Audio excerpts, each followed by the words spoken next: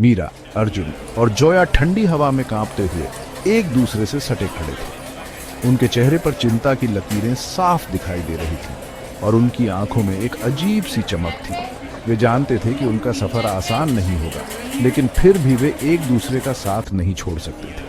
वे कलापथ ढूंढ रहे थे, एक ऐसा गांव जो सदियों से खो गया था।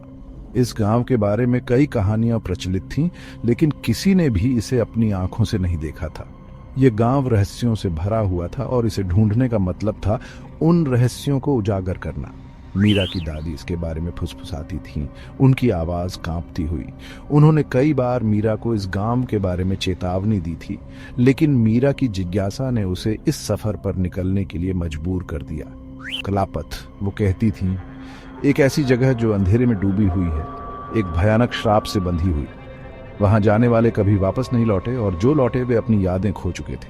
ये गांव एक पहेली था जिसे सुलझाना आसान नहीं था। दोस्त रोमांच के भूखे इसे एक डरावनी कहानी मानकर टाल देते थे, बस एक पुरानी कहानी। लेकिन अब जब वे इस सफर पर थे, उन्हें एहसास हो रहा था कि यह सिर्फ एक कहानी नहीं थी, यह एक सच्चाई थी जिसे वे नजरअंदाज नहीं कर सकते थे। अब धुंधले पहाड़ों के नीचे खड़े होकर उनके मन में शक पैदा हुआ। क्या वे सही रास्ते पर थे? क्या वे सच में कलापथ को ढूंढ पाएंगे, या फिर वे भी उन लोगों की तरह खो जाएंगे जो इस गांव को ढूंढने निकले थे? आगे का रास्ता सायों में समा गया था। सिर्फ पत्तों की सरसराहट ही सन्नाटे को तोड़ रही थी। यह सन्नाटा उनके दिलों में डर पैदा कर रहा था, लेकिन वे जानते थे कि उन्हें आगे बढ़ना ही होगा। पक्का है यही रास्ता है मीरा? अर्जुन ने पूछा। उसकी आवाज में संदेह था। जोया ने पूछा, उसकी आवाज में घबराहट थी। उसे भी शक हो रहा था कि वे सही दिशा में जा रहे हैं या नहीं। मीरा ने अपनी दादी से मिली पुरानी फटी हुई नक्शे को देखा। नक्शा बहुत पुराना था और उस पर कई जगहों पर निशान लगे हुए थे, लेकिन मीरा को यकीन था कि यह नक्शा उन्हें सही दिशा दिखाएगा। यही होगा, जब तक कि रास्ता बिल्कुल गायब ना हो गया हो। मीरा ने नक्शे की ओर इशारा करते हुए कहा। नक्शे पर दिखाया गया रास्ता अब धुंधला हो चुका था, लेकिन मीरा को यकीन था कि वे सही दिशा में जा रहे हैं। एक गहरी सांस लेते हुए उसने आगे बढ़ने की ठान ली। दृढ़ संकल्प ने शक की जगह ले ली। मीरा ने अपने दोस्तों को देखा और उन्हें हिम्मत दी। वे जानते थे कि यह सफर आसान नहीं होगा, लेकिन वे एक दूसरे का साथ नहीं छोड़ सकते थे। अर्जुन और जोया ने घबराहट से एक दूसरे को देखा, लेकिन मीरा के पीछे पीछे चल पड़े। वे जानते थे कि मीरा पर भरोसा किया जा सकता है और वे उसे अकेला नहीं छोड़ सकते थे। वे घंटों चले। हवा भारी और स्थिर होती गई। हर कदम के साथ वे और भी गहरे जंगल में प्रवेश कर रहे थे। ये जंगल उन्हें अपने अंदर समा लेना चाहता था, लेकिन वे हार मानने वाले नहीं थे। उनके सफर में हमेशा रहने वाली हंसी मजाक गायब हो गई थी। उसकी जगह एक बेचैनी भरा सन्नाटा छा गया था। यह सन्नाटा उनके दिलों में डर पैदा कर रहा था, लेकिन वे जानते थे कि उन्हें आगे बढ़ना ही होगा। जंगल जैसे उन पर हावी हो रहा था। पेड़ टेढ़े मेढ़े और पुराने थे। उनकी शाखाएं कंकाल की उंगलियों की तरह फैली हुई थी। यह दृश्य बहुत ही डरावना था, लेकिन वे जानते थे कि उन्हें इस डर का सामना करना ही होगा। तीनों दोस्तों पर एक अनहोनी का साया मंडरा रहा था। फुसफुसा रहा था कि वे अकेले नहीं हैं। यह साया उन्हें लगातार महसूस हो रहा था और वे जानते थे कि उन्हें इस साये का सामना करना ही होगा। वे जानते थे कि यह सफर आसान नहीं होगा, लेकिन वे एक दूसरे का साथ नहीं छोड़ सकते थे। इस सफर में उन्हें कई चुनौतियों का सामना करना पड़ेगा, लेकिन वे जानते थे कि वे एक दूसरे के साथ मिलकर इन चुनौतियों का सामना कर सकते हैं। जैसे ही सूरज क्षितिज के नीचे डूबा, लंबी भयानक परछाइयां बनाते हुए आसमान में एक अजीब सी लालिमा फैल गई। यह दृश्य किसी रहस्यमयी कहानी की शुरुआत जैसा था, जहां हर कोने में एक अनकही कहानी छुपी हो। वे लड़खड़ाते हुए एक खुले मैदान में पहुंचे। उनके कदमों में थकान और आंखों में अनिश्चितता थी। हर कदम के साथ वे अपने आप को एक नई चुनौती के लिए तैयार कर रहे थे। उनके सामने कलापथ था। यह उनकी कल्पना से छोटा था, लेकिन इसके छोटे आकार में भी एक गहरी रहस्यमयीता छुपी थी। यह गांव जितना दिखता था, उससे कहीं अधिक था। पत्थर के घरों का एक समूह जिनकी दीवारें टूट रही थीं और खिड़कियां खाली थीं, जैसे खोखली आंखें उन्हें घूर रही हों। यह दृश्य किसी पुराने भूले हुए समय की याद दिला रहा था। जैसे खोखली आंखें उन्हें घूर रही हों, यह गांव एक पहेली की तरह था जिसे सुलझाने के लिए उन्हें अपने डर का सामना करना था। बस इतना ही? अर्जुन ने सवाल किया। उसकी आवाज में निराशा और आश्चर्य का मिश्रण था। अर्जुन फुसफुसाया। उसकी आवाज अविश्वास से भरी थी। यह गांव उनके सपनों और कहानियों से बिल्कुल अलग था। ये वीरान है, उसने कहा। उसकी आवाज में एक अजीब सी खामोशी थी। पर खाली नहीं, जोया ने धीरे से कहा। उसकी आंखों में एक चमक थी जो उसे कुछ और देखने पर मजबूर कर रही थी। जोया ने बताया। उसकी निगाहें दूर एक झोपड़ी से निकलती धीमी रोशनी पर टिकी थी। यह रोशनी एक उम्मीद की किरण थी जो उन्हें आगे बढ़ने के लिए प्रेरित कर रही थी। उसकी रीढ़ में एक सिहरन दौड़ गई। कोई या कुछ उन्हें देख रहा था। यह एहसास उनके दिलों में डर और उत्सुकता दोनों को जगा रहा था। मीरा ने नक्शे को जोर से पकड़ लिया। उसके पेट में डर का एक गांठ बंध गया। यह नक्शा उनके लिए एक मार्गदर्शक था, लेकिन इस समय यह भी उन्हें असहाय महसूस करा रहा था। यह कोई साधारण गांव नहीं था। सन्नाटा अजीब था। बस हवा के उदास आहें इसे तोड़ रही थी। यह सन्नाटा उनके दिलों में एक अजीब सी बेचैनी पैदा कर रहा था। ऐसा लग रहा था जैसे समय यहीं रुक गया हो, एक बेचैन करने वाली शांति छोड़कर। ये शांति उनके लिए एक चुनौती थी जिसे उन्हें पार करना था। अपने डर को निगलते हुए मीरा ने एक कदम आगे बढ़ाया। ये कदम उनके लिए एक नई शुरुआत का प्रतीक था। चलो देखते हैं कौन है वहाँ, उसने कहा। उसकी आवाज में एक दृढ़ता थी जो उनके दिलों में हिम्मत भर रही थी।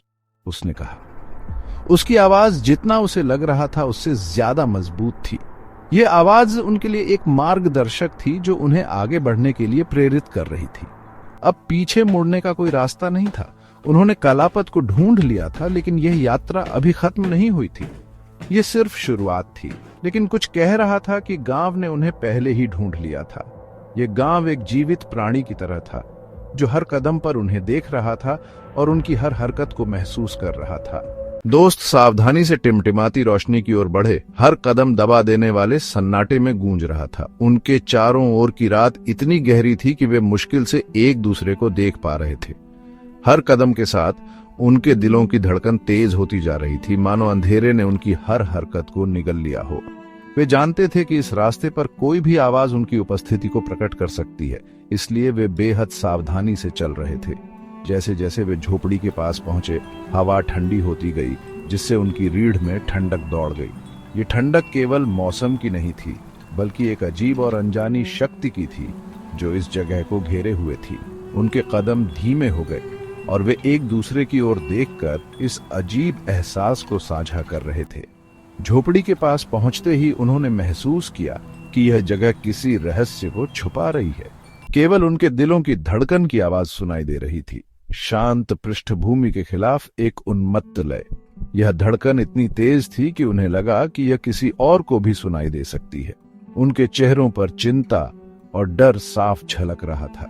वे जानते थे कि इस झोपड़ी के अंदर कुछ ऐसा है जो उनकी कल्पना से परे है। उनके छूते ही दरवाजा चरमरा गया। एक धुंधले रोशनी वाले कमरे का खुलासा हुआ। दरवाजे की चरमराहट ने सन्नाटे को तोड़ दिया और वे एक पल के लिए ठिठक गए। कमरे के अंदर की रोशनी इतनी कम थी कि वे मुश्किल से कुछ देख पा रहे थे, लेकिन जो भी थोड़ा बहुत दिख रहा था वह उन्हें और भी डरावना लग रहा था। चूल्हे में आग जल रही थी, खुरखुरे दीवारों पर नाचती परछाइयां डाल रही थी। आग की लपटें दीवारों पर अजीब और डरावनी परछाइयां बना रही थीं, जो मानो किसी प्राचीन कहानी को बयां कर रही हो। यह दृश्य इतना रहस्यमय था कि वे कुछ पल के लिए अपनी जगह पर जमे रहे। लकड़ी के धुएं और किसी प्राचीन और अनजानी चीज की गंध हवा में भारी थी। ये गंध इतनी तीव्र थी कि उन्होंने अपनी सांसें रोक ली। इस गंध में एक अजीब सी पुरानी यादें और कहानियां छुपी हुई थीं, जो इस जगह को और भी रहस्यमय बना रही थी। आग के पास बैठी, उनकी ओर पीठ करके एक झुकी हुई आकृति थी जो एक फटे हुए शॉल में लिपटी हुई थी। ये आकृति इतनी स्थिर थी कि मानो वह किसी मूर्ति की तरह हो। उसकी पीठ की ओर देखते हुए वे सोच रहे थे कि यह कौन हो सकता है और यहाँ क्यों बैठा है। वे उसका चेहरा नहीं देख सके, केवल सफेद बालों का एक झटका जो उसकी पीठ पर चांदनी की तरह बिखरा हुआ था। ये सफेद बाल इतने चमकदार थे कि वे अंधेरे में भी साफ दिखाई दे रहे थे। ये दृश्य इतना अद्भुत था कि वे कुछ पल के लिए अपनी जगह पर जमे रहे। आकृति ने उनकी उपस्थिति का कोई संज्ञान नहीं लिया, पूरी तरह से स्थिर रही, मानो पत्थर से तराशी गई हो। यह स्थिरता इतनी अजीब थी कि वे सोचने लगे कि यह आकृति जीवित है या नहीं। उनके मन में कई सवाल उठ रहे थे, लेकिन इस रहस्यमय माहौल में उनके पास कोई जवाब नहीं था। वे जानते थे कि इस रहस्य को सुलझाने के लिए उन्हें और आगे बढ़ना होगा, लेकिन इस अजीब और डरावने माहौल में यह आसान नहीं था। नमस्ते। मीरा की आवाज एक झिझक भरा फुसफुसाहट थी जो सन्नाटे में मुश्किल से सुनाई दे रही थी। आकृति नहीं हिली, सांस भी नहीं ली। सन्नाटा छा गया, प्रत्याशा से तना हुआ। अचानक आकृति हिली, धीरे धीरे मुड़ी। एक बूढ़ी औरत का चेहरा दिखा। उसकी त्वचा झुर्रीदार चामड़े की तरह थी। उसकी आंखें दो काले कुंड थीं जो आग की रोशनी को दर्शाती थीं। उसके बिना दांतों वाली मुस्कान में एक सोने का दांत चमक रहा था। तुम्हें यहाँ नहीं होना चाहिए। कलापत किसी मेहमान का स्वागत नहीं करता। मीरा के पेट में डर समा गया। हमें नहीं पता था, हम बस गांव देखना चाहते थे। बुढ़िया ने धीरे से हंस दी, एक ठंडी आवाज जो छोटी सी झोपड़ी में गूंज उठी। देखना चाहते थे? तुम जितना जानते हो उससे ज्यादा देखते हो। अगर आपको यह कहानी पसंद आई हो तो लाइक, कमेंट, शेयर और सब्सक्राइब करें। नाजो के साथ जुड़े रहें और बेल आइकन दबाएं ताकि आप नाजो खोज के नए वीडियो मिस न करें।